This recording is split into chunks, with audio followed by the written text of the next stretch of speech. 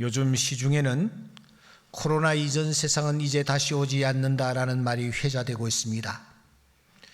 심지어 팬데믹은 이제 세상을 코로나 이전과 코로나 이후로 나누어 버렸다라는 주장까지 제기되고 있습니다. 이런 말과 이런 주장 속에는 바이러스에 대한 과도한 두려움이 묻어 있는 것이 사실이긴 하지만, 한편으로는 문명사의 패러다임을 꿰뚫는 냉철한 통찰도 깔려 있다, 그렇게 봐야 합니다. 어제 세브란스 병원에서 한 집사님 장례식이 있었습니다. 제가 가서 장례식 예배를 집례했는데, 집례를 끝내자마자 마상주가 저에게 조용히 다가와, 목사님, 제 동생이 뉴욕에서 아버님 돌아가셨다는 소식을 듣고 비행기 표를 어떻게 구해가지고 왔는데 지금 막 이 병원에 도착했습니다. 하지만 2주간 동안 격리를 해야 되기 때문에 여기에 들어오지 못하고 저쪽 한쪽 구석에 지금 몸을 숨기고 있습니다. 장례 예배 드리는 분들이 잠깐 나가서 계시면 동생에게 전화를 해서, 동생 한번 아버지 영정 사진이라도 한번 보고 장례식을 진행했으면 좋겠는데 허락을 해 주십시오. 그래서 저는 장례에 관계된 분들을 전부 데리고 밖으로 나왔고, 잠시 후에 그 둘째 아들이 왔는데 여행용 가방 또 뭐 이런 것들을 전부 든 채로 들어와서 아버지 영정 앞에 무릎을 꿇고 눈물을 흘리는 모습을 보았습니다. 아들이 다시 나가고 우리는 다시 들어가 사진을 들고 화장장으로 향했습니다. 이렇게 이 코로나 앞에서 사회성을 자제하자, 가능하면 만나지 말자, 사회적 거리를 두자, 이런 분위기에 그동안 교회는 예외일 수가 없었습니다. 오히려 교회는 선제적으로 자발적으로 동참했습니다. 지난날 어떤 경우에도 포기하지 아니하였던 공동체 예배까지 온라인 예배로 대체하면서 말입니다. 이같이 교회는 한 번도 가지 아니한 길을 지금 가고 있습니다. 이런 사태 앞에서 하나님이 오늘 우리에게 그리고 교회에 어떤 교훈을 주시려는 것일까? 우리는 이 부분을 놓고 심각하게 고민해야 합니다.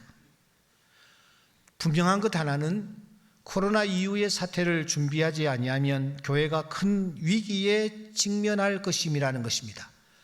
교회 생태계가 이미 파괴되고 있습니다. 한 목회 연구소에서 이런 발표를 했습니다. 코로나 이후에는 기독교인 스스로 교회관이 결핍될 것이다. 예배관이 붕괴가 될 것이다. 기본 신앙 간에 혼란을 가져오게 될 것이다. 그래서 30% 내지 50%는 원상 회복이 힘들 것이다. 교회의 교인들 가운데서 10% 이상이 교회 포기자가 될 것이다. 심각한 경우에 교회 성도들이 50%만 남아서 신앙생활을 이어갈 것으로 예상한다라는 그런 전망을 내놓았습니다. 우리가 무엇을 준비하고 무엇을 재정비해야 할까요? 저는 기도하는 가운데 세 가지가 떠올랐습니다. 그 첫째는 이제 우리는 삶의 예배를 심각히 고려해야 한다는 것입니다. 1866년 대동강변에서 토마스라는 선교사가 던져준 성경, 그 성경을 기점으로 150년의 짧은 선교 역사이기는 하지만 최초의 교회인 소래 교회를 필두로 지금 4만여 교회와 1200여만 명의 성도를 우리는 품고 있습니다. 이 부흥의 핵심이 무엇이었습니까? 예배였습니다. 그동안 우리는 함께 모여 드리는 예배를 무척이나 소중히 여기며 강조해드렸습니다. 주일 예배를 포함해 여러분 한 카운트를 한번 해보십시오. 일주일에 10번 이상씩 우리는 예배에 참석했습니다. 뿐만 아니라 갖가지 대형 집회, 부흥회, 기도회가 기획되었습니다. 기도원도 언제나 차고 넘쳤습니다. 이러한 다양한 예배가 부흥의 원동력이었음을 부인할 길 없습니다.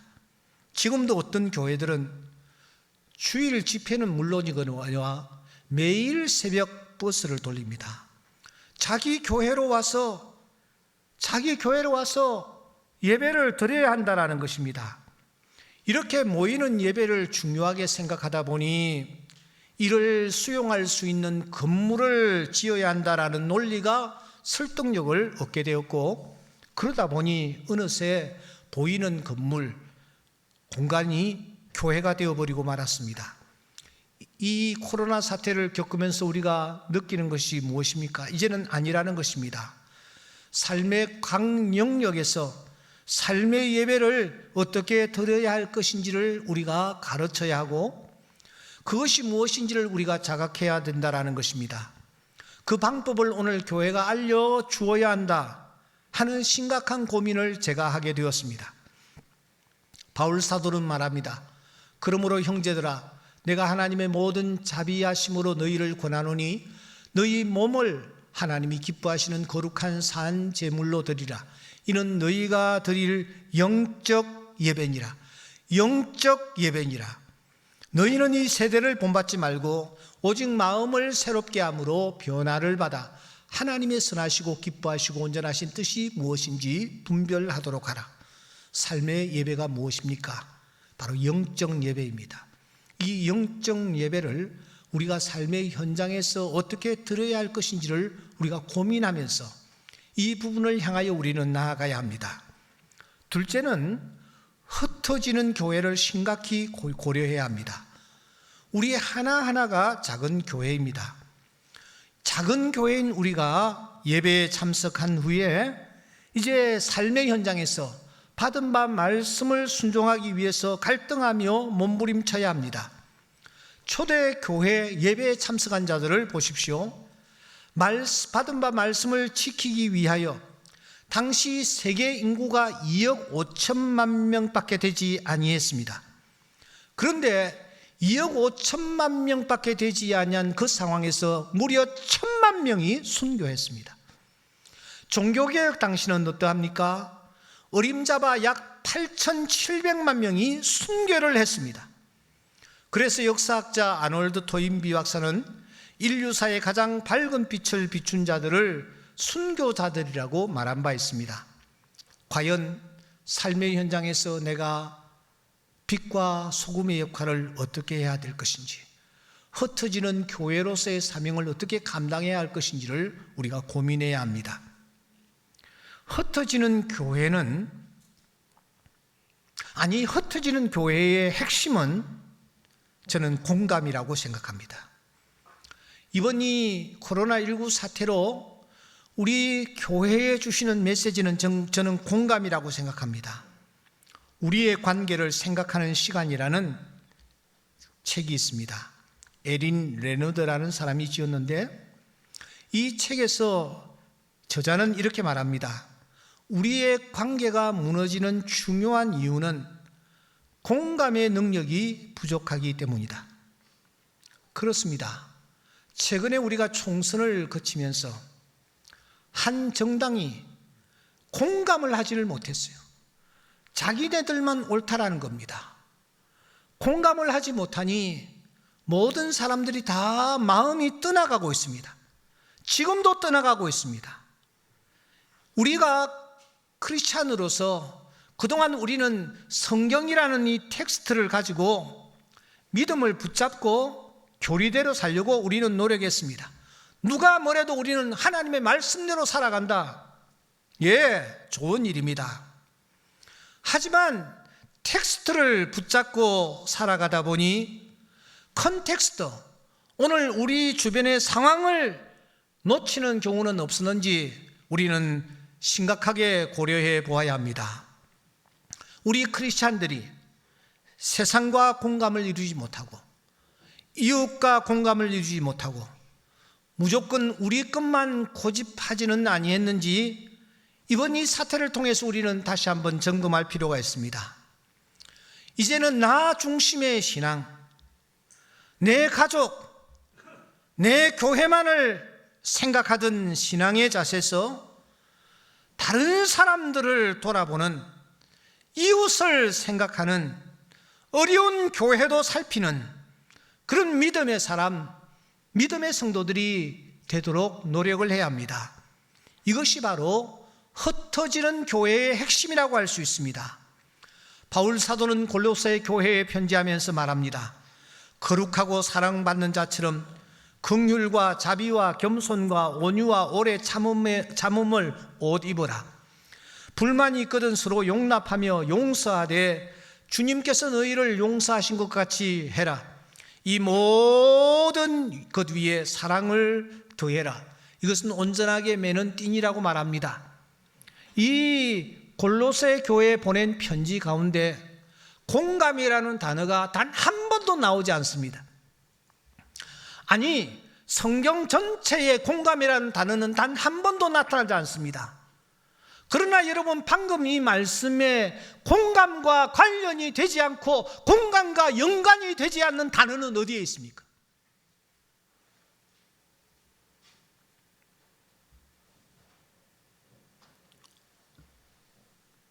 전부 공감과 연관이 되는 단어들이 바울 사도가 쓴 단어에 담겨 있는 것을 우리가 볼 수가 있습니다. 그러므로 우리가 흩어지는 교회로서 이제는 내가 최고다, 내 믿음이 최고다, 우리 교회가 최고다, 내가 믿는 신앙, 내가 고백하는 신앙이 최고다라는 여기에서 우리가 시선을 좀 돌려서 이웃을 돌아보며 내 곁을 돌아보는 자세를 가져야 된다는 겁니다. 또 하나, 코로나 이후를 위해 우리가 심각히 고려해야 될 것이 무엇인가? 오늘 어버이 주일입니다. 이 어버이 주일을 기점으로 이제 본격적인 집합 예배를 우리가 드리면서 성령께서 오늘 우리에게 주시는 음성이 저는 있다라고 생각하며 기도했습니다. 그게 무엇일까요? 레위기서 19장 32절에 보면은 샌머리라는 말이 나오고 노인이라는 말이 나옵니다. 이 두 단어, 이 단어가 우리 교회에서는 70세 이상을 기준으로 한번 정해 보았습니다. 한 450여 명, 70세 이상이 한 450여 명 그렇게 파악이 되고 있습니다. 30여 년 전 제가 이 교회에 부임했을 때에는 모두가 팔팔했었는데 어느덧 많은 분들이 세상을 떠나고 남아 계시는 분들도 많이 노쇠했습니다. 저 또한 마찬가지였습니다. 30대 중반 이 강단에 섰을 때는 날고 뛰었습니다. 그런데 이렇게 머리카락이 휘어지고 이런 모습이 되어버렸습니다. 가는 세월을 누가 거스른단 말입니까? 우리 신체 가운데서 어떤 부분이 가장 빨리 노쇠할까요? 어느 학술지를 보니까 우리 신체 부위 가운데서 제일 빨리 노쇠되는 기관이 우리 안에 있는 장이랍니다. 장을 우리는 잘 다스려야 합니다. 속도가 제일 빠른 부위는 흉부랍니다. 그래서 여성들의 가슴은 35세부터 이미 노화되고 있다고 말하고 있습니다. 나이를 제일 정확하게 파악할 수 있는 부위는 무릎이랍니다. 여기에 눈은 50부터 귀는 70부터라는 말이 있지 않습니까? 나이가 50이 되면 눈은 서서히 나빠지기 시작합니다. 멀쩡하던 눈이 점점 침체해지고 또 약해지면서 잘 안 보이는 것입니다. 귀는 사실 미세하게 계속해서 노쇠 현상을 겪다가 70세가 되면은 이제 그때부터는 잘 들리지 않습니다. 할아버지 할아버지 어디 갔어요? 이런 노래 아세요? 오냐 순이 집에 있나 보더라. 아뇨 어디 가시느냐고요. 글쎄 가보아라 공부하나 보더라. 이 70세가 되면 이제 그저께 되는 겁니다. 모세는 그래서 이렇게 말합니다. 주께서 그들을 홍수처럼 쓸어갑니다. 그들은 잠깐 자는 것 같으며 아침에 돋는 풀 같습니다. 그래서 저는 가까이에 있기 때문에 잠시 후 제가 한 줌의 가루가 되어 안치될 저의 낙골당을 저렇게 찾곤 합니다. 저 낙골당 앞에서 내 자신을 돌아봅니다. 내가 언제쯤 저 안에 안치가 될까? 그때 내 앞에 찾아온 사람들은 누구일까? 그런 생각을 제가 하는 것입니다. 며칠 전이 제 아버님의 기일이었습니다. 그리고 오늘이 그제가 어버이날, 오늘 어버이 주일. 그래서인지 아버지에 대한 이런저런 추억들이 떠올랐습니다. 돌아가신 지가 좀 됐기 때문에 희미합니다. 그런데 시간이 흘러갈수록 더 또렷이 떠오르는 것 하나 있습니다. 제 아버지는 농부이면서 목수이셨습니다. 농번기에는 농사일을 하셨고, 그리고 농한기에는 목수로 일하셨습니다. 제 너무 먼 곳에 가서 남의 집을 지어주는 일을 하시다가 토요일 늦은 시간이면 내일 주일을 지켜야 된다라는 강박관념에 집에 돌아오셨습니다. 그런데 이분이 오자마자 밥을 이렇게 차려 먹는 상을 펴놓고선 대학노트에다가 글을 써 내려가십니다. 전기도 없었습니다. 호롱불 아래서 말입니다. 그분이 쓰시는 이 대학노트의 글은 내일 주일 설교의 원고였습니다. 너무 작은 시골 교회였기 때문에 교역자를 모실 수가 없었습니다. 장로도 안수 집사도 한 분 없었습니다. 그렇다고 예배를 안 드릴 수는 없고, 그래서 서리 집사인 아버지가 주일 예배를 인도하기 위해서 설교 원고를 작성하시는 것이었습니다. 곁에서 들여다보면 대학노트 늘 7페이지 내외를 준비하셨습니다. 신학은 그냥 참고도서도 없습니다. 누구의 도움을 받을 수도 없습니다. 매주 어떻게 그 원고를 만들어 가시는지, 어떨 때는 밤을 꼬박 새우기까지 했습니다. 그리고 주일 아침이 되면은 예배를 인도하십니다. 저는 어렸을 때에 아버지 설교라는 젖을 먹고 자랐습니다.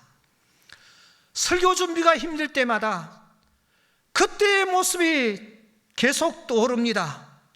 설교 준비를 적당하게 하려고 할 때마다, 그런 유혹이 찾아올 때마다 초등학교도 나오지 아니한 그 촌노가, 사례금 한 푼 받지 않는 그 평신도가, 한 주간 일하느라고 파김치가 된 그 농부가 일주일 내내 자기니 토비니 망치니 끓이니 대패니 도끼로 집을 짓던 그 목수가 파김치가 된 상태로 그 밥상 앞에서 몸을 구부린 채 컴컴한 호롱불 밑에서 말씀과 씨름하던 그 모습을 저는 잊을 수가 없습니다. 제 아버님 성격은 그렇고 그랬습니다. 사실 친구들에게 제 아버지 함자 이름도 밝히기가 부끄러웠습니다. 제 아버지의 함자가 옥자, 약자, 백자였습니다. 밑에 다 기억이었습니다. 큰아버지는 약하니, 작은 아버지는 약실이, 저희 아버지는 약백이었습니다. 친구들이 놀랐습니다. 무슨 이름이, 그런 이름이 있느냐고. 근데 나중에 알았습니다. 증조 할아버지께서 손자를 낳았는데 아들이야. 어떻게 이름 지을까? 약한, 중국어 성경에 약한은 여러분 요한입니다. 실은 요셉입니다. 제 아버님 약백은 욥이었습니다. 아버지는 정말 욥이었어요. 저는 말씀에 생명을 거시던 그 모습을 잊을 수가 없습니다. 그러면서 자주 나는 말씀 준비에 얼마나 최선을 다하는가.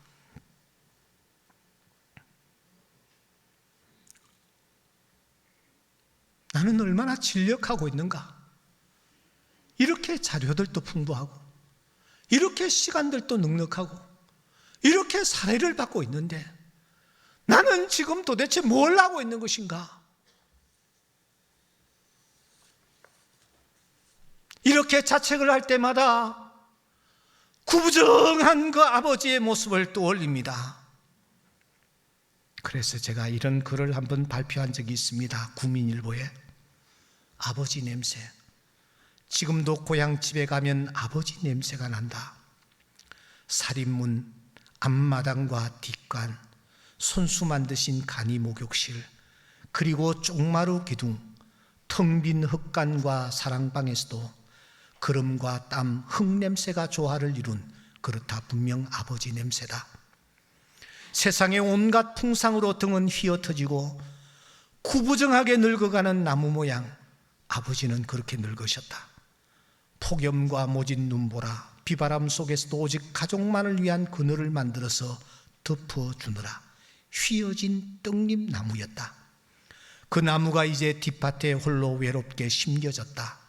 자풀, 억새, 엉겅퀴들 틈새에서 덜 외로우시려나? 풀벌레 소리에 귀를 쫑긋하고 계시려나? 아버지 그립습니다. 회초리도 꾸중도 다그치던 표정도 못 견디게 그립습니다. 그때 좀 더 세게 때리시지요. 살아온 만큼 주름진 내 얼굴에도 아버지 냄새가 묻어나는 것은 어쩔 수 없습니다. 아버지의 아들이니까요. 오늘 본문에서 솔로몬은 돌아가신 아버지를 회고하고 있습니다.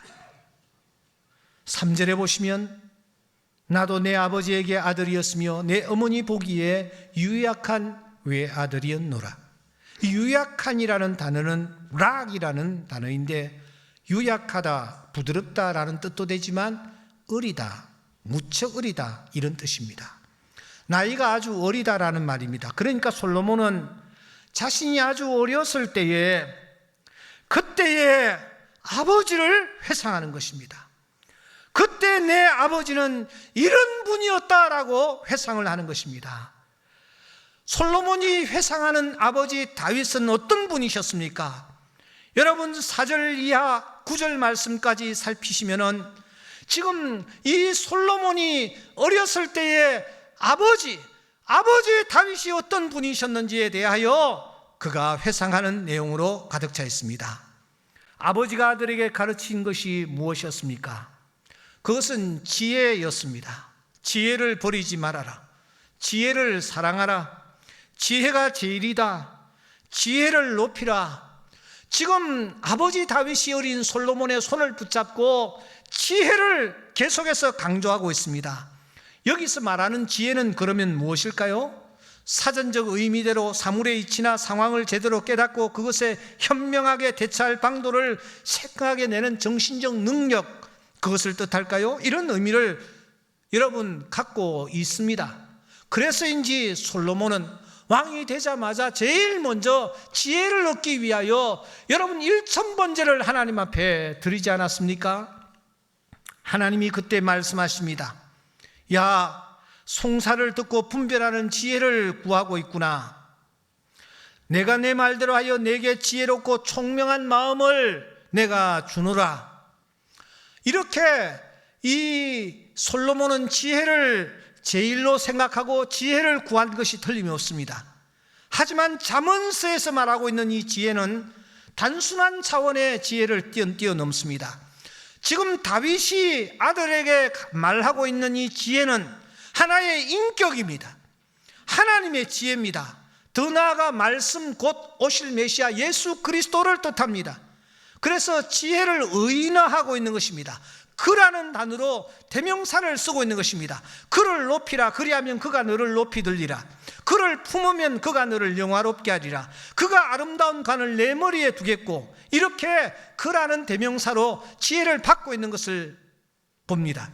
이 지혜를 여러분, 아버지 다윗이 어린 솔로몬에게 강조하고 가르친 것을 볼 수 있습니다. 어렸을 때만 이렇게 가르쳤습니까? 역대상 28장 9절에 보면은 이 다윗이 다시 솔로몬을 불러 자기 곁에 오게 하고선 다시 간절한 마음으로 하나님을 알아라, 온전한 마음과 기쁜 뜻으로 섬겨라, 이렇게 간절히 간구하는 것을 볼 수 있습니다. 이때는 다윗이 임종 직전입니다. 솔로몬이 장성했을 때라는 것입니다. 그는 지금 죽음을 앞에 놓고 있습니다. 그리고서는 유산 정리하고, 어떤 신하들은 잘 살피고, 어떤 신하들은 내가 아주 주의를 기울여서 멀리 해야 된다, 이런 얘기하지 않습니다. 들릴락말락한 소리로 유언을 남깁니다. 내 아들아, 하나님 아버지를 알고 온전한 마음과 기쁜 마음으로 이 하나님을 섬기라. 그를 찾으면 그를 만나게 될 것이고, 그를 버리면 하나님이 너를 영원히 버리게 될 것이다. 이 말을 마지막으로 유언처럼 남기고 세상을 떠나는 것입니다. 솔로몬은 이 아버지의 모습을 잊을 수가 없었습니다. 한 40년 지금 세월이 흘렀습니다. 그때의 일을 생생하게 기억하고서는 아버지가 자기에게 했던 것처럼 솔로몬 자신이 자기의 사랑하는 아들들에게, 여러분, 마치 자기가 다윗을 통해서 받은 바로 그 음성과 그 내용을 가지고 이 아들들에게 말씀을 가르치는 것을 볼 수 있습니다. 4장 1절 2절 보십시오. 아들들아, 누구의 아들입니까? 솔로몬의 아들들입니다. 아비의 훈계를 들으며 명철을 얻기에 주의하라. 내가 선한 도리를 너에게 전하노니 내 법을 떠나지 말아라. 일부의 시간이 없기 때문에 제가 마무리를 해야 할 것입니다. 우리가 이제 코로나 이후에 조금씩 변화의 조짐이 일어나고 있습니다만은 중요한 것 하나는 신앙 가치관의 변화가 이미 우리 안에서 일어나고 있다는 것입니다. 이 분기점에서 우리가 해야 할 것이 무엇이냐? 삶의 예배를 심각히 고려해야 한다. 흩어지는 교회를 심각히 고려해야 한다. 마지막으로 순수한 신앙의 개성을 심각히 고려해야 된다는 것입니다. 누가 이 일을 할 것입니까? 누가 문제의식을 가져야 할 것입니까? 누가 주체가 되어야 할 것입니까? 교회예요? 아닙니다. 주일학교 아닙니다. 여러분의 자녀들이 지금 어떤 환경에 던져져 있는지 아십니까? 학교에서 무엇을 배우고 있는지 관심을 갖고 계십니까? 오늘 이 아이들이 몸담고 있는 사회는 어떤 분위기인지 알고 계십니까? 동성애법이, 차별금지법이, 낙태금지법의 철폐 등이 국회 통과를 코앞에 두고 있습니다. 적어도 금년 말에는 아마 이런 법들이 통과가 될 것입니다. 우리는 하나님께서 남자와 여자로 창조하셨다고 우리는 믿고 있습니다. 그러나 이제는 아니라는 거예요. 2개의 성만 있는 것이 아니라 3개, 4개, 5개, 심지어 10개, 20개의 성들이 오늘 우리에게 있다라는 거예요. 다 인정해야 된다라는 겁니다. 태중의 생명을 받았을 때에 태중의 생명은 생명이 아니라는 거예요.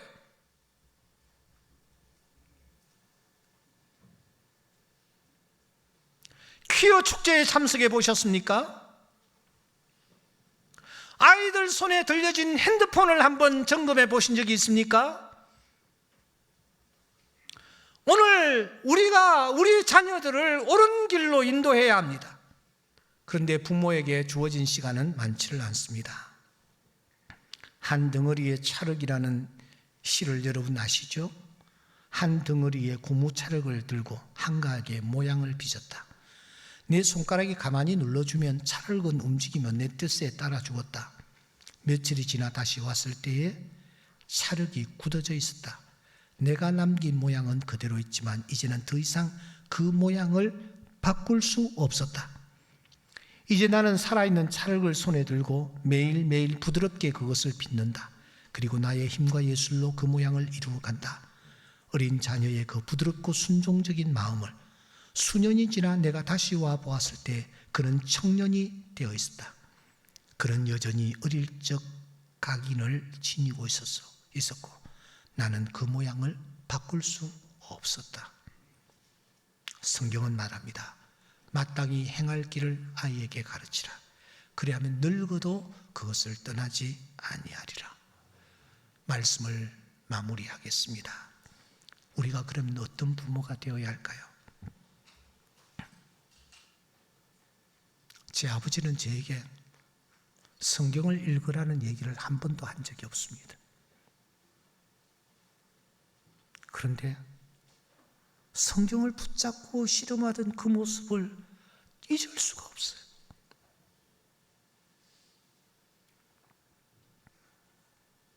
제가 아는 한 가정이 있습니다. 이 가정의 가족들은 매일 함께 둘러앉아 성경을 읽어 나갑니다. 직장 생활하는 자녀들이 늦게 퇴근을 할 경우 가족들 모두가 들어올 때까지 기다립니다. 그러다 보면 어떨 때는 밤 11시가 넘을 때도 있습니다.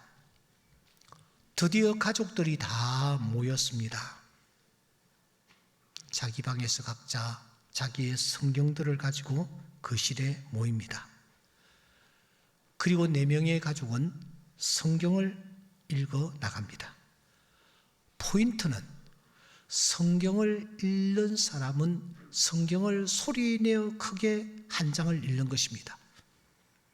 한 장을 읽고 나면은 그 다음 사람이 이어서 그 다음 장을 소리내어 읽고 세 번째 사람이 다시 세 번째 장을 소리내어 읽고 네 번째 사람이 다시 그 성경을 소리내어 읽고 다시 한 번 더 돌아갑니다. 그러면은 8장입니다. 8장을 가족이 소리내어 읽는 것입니다. 그리고서는 하루 일과를 서로 정리하면서 있었던 얘기들을 서로 나누다가 잠자리에 드는 것입니다. 이 가정의 이 성경 읽기는 오늘 또 진행형입니다. 지금도 매일 그렇게 하고 있습니다. 4명이 살고 있는 아파트에 화장실이 하나인 것을 보면 그렇게 넓은 공간도 아닌 것 같습니다. 생활이 그렇게 넉넉한 것도 아닌 듯 해 보입니다. 하지만 그 가정은 영적으로 최고의 부자입니다. 얼마나 부러운지 모릅니다. 아마 그 가정은 그 누구도 부럽지 않을 것입니다. 그 부모님이 세상을 떠나셨을 때에 자녀들은 부모의 어떤 모습을 떠올릴까요? 솔로몬은 자기를 이렇게 소개합니다.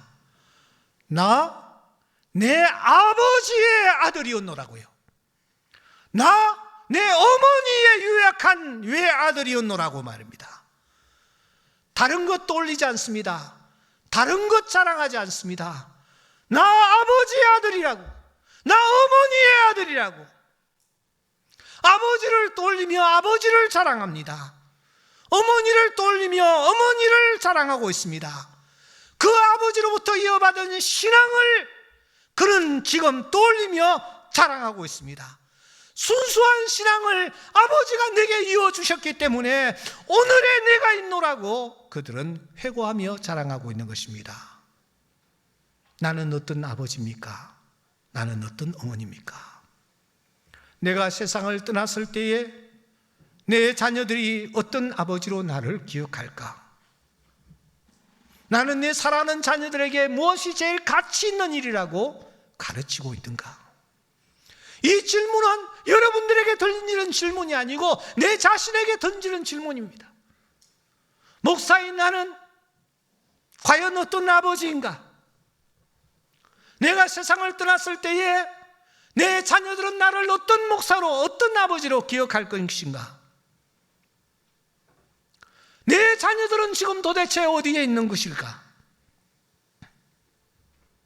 잠시 후 나는 세상을 떠날 것입니다. 세상을 떠난 후에도 내 자녀들의 입에서 부모를 부끄러워하기는커녕 나는 내 아버지의 아들이었노라라고, 나는 내 아버지의 딸이었노라고 자랑할 수 있는 신앙의 아름다운 유산, 우리가 남기고 떠나는 주의 귀한 자녀들 될 수 있기를 주의 이름으로 축원합니다. 기도하십시다.